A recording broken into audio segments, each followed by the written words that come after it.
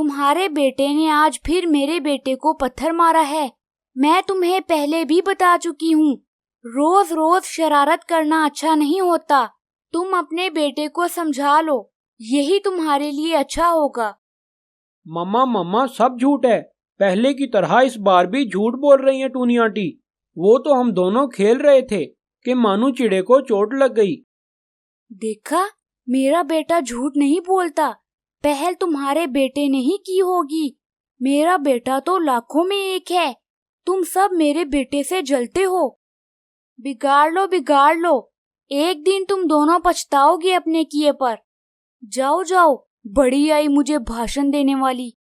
रानी कवि का बेटा हर वक्त किसी न किसी शरारत में ही लगा रहता, मगर रानी कवि अपने बेटे को समझाने की बजाय हमेशा उसी की साइड लेती और वो बहुत बिगड़ चुका था। टूनी चिड़िया आई तो जग्गू कौवे की शिकायत करने थी, मगर अपनी बेइज्जती करवाकर वापस चली गई। मानो बेटा, मैंने तुम्हें कितनी दफा मना किया है कि जग्गू कौवे के साथ मत खेला करो। वो आए दिन किसी न किसी बच्चे को चोट लगा देता है। मम्मा, मैं कब खेल रहा था उसके साथ? मैं तो नदी के पास बैठा था। वो आया और मेरे सर पर पत्थर मारकर चला गया। चलो कोई बात नहीं, मैंने उसकी मम्मा को बताया है, वो उसको समझा देगी। एक दिन कबूतर का बेटा नदी के किनारे बैठा हुआ था, तभी वहां पर जग्गू कौवा आ गया। अरे ओ कबूतर के बच्चे, चल भाग यहाँ से, तुझे पता नहीं कि ये नदी मेरी है। अरे अरे, ये नदी तुम्हारी कैसे हो गई? ये नदी तो जंगल के सभी पक्षियों की है। तुम मेरे आगे जुबान चलाओगे? रुको, मैं अभी तुम्हें ठीक करता हूँ। ये कहकर जग्गू कौवा डंडा मारकर कबूतर के बच्चे का पंख तोड़ देता है और वो बेचारा बड़ी मुश्किल से उड़कर वहां से चला जाता है। मम्मा मम्मा, मुझे जग्गू कौवे ने मारा, देखें उसने डंडा मारकर मेरा पंख तोड़ दिया। अच्छा, तो जग्गू कौवे ने तुम्हारा पंख तोड़ दिया है। रुको, मैं अभी जाकर उसकी मम्मा को बता कर आती हूँ। ये कहकर उसकी मम्मा वहां से चली जाती है। आज तुम्हारे बेटे जग्गू ने डंडा मारकर मेरे बेटे का पंख तोड़ दिया है।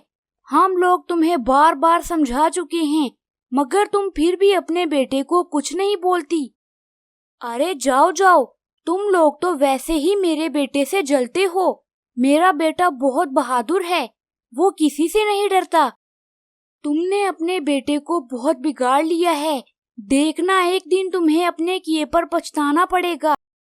ये कहकर कबूतर की मम्मा वहां से चली जाती है। तभी अचानक एक दिन एक चील अपने बेटे के साथ उस जंगल में आ जाती है और वहां पर रहने लगती है। चील बहन, आपका स्वागत है इस जंगल में। मैं आपका पड़ोसी हूँ। अगर आपको किसी भी चीज की जरूरत हो तो आप मुझे जरूर बताइएगा।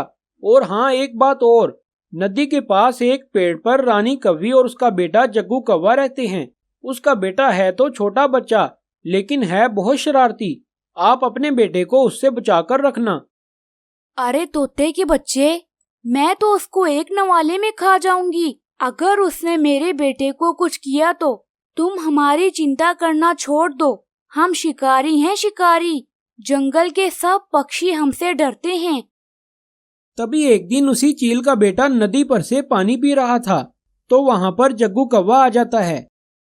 अरे चलो पीछे हट जाओ, क्या तुम्हें पता नहीं कि ये नदी मेरी है?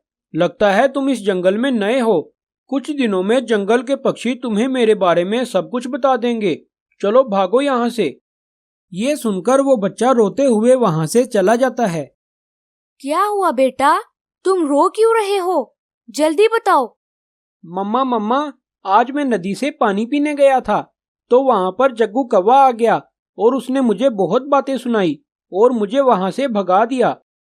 अच्छा, तो उसने ऐसा किया है, मगर उसको पता नहीं है कि उसने इस बार बहुत गलत जगह हाथ डाला है। तुम यहीं बैठो, मैं अभी उसको ठीक करके आती हूँ। ये कहकर वो चील वहां से चली जाती है और वहां जाकर जग्गू कौवे की खूब पिटाई करती है और पंजे मार मार कर उसका चेहरा बिगाड़ देती है। क्यों रे जग्गू कौवे, आई तुम्हारी अकल ठिकाने? चल भाग यहाँ से और दोबारा कभी यहाँ दिख मत जाना, वरना कच्चा चबा जाऊंगी। ये सुनकर जग्गू कौवा बेचारा वहां से चला जाता है। अरे बेटा, ये क्या हो गया? तुम्हारा ये हाल किसने किया? जल्दी बताओ, मैं अभी उसको ठीक करके आती हूँ। मम्मा मम्मा, हमारे जंगल में एक चील आ गई है। मैंने उसके बेटे को तंग किया था, तभी उसने मेरा ये हाल कर दिया। अरे बेटा, ये सारी तो मेरी ही गलती है। मैंने तुम्हें बहुत ज्यादा बिगाड़ लिया था।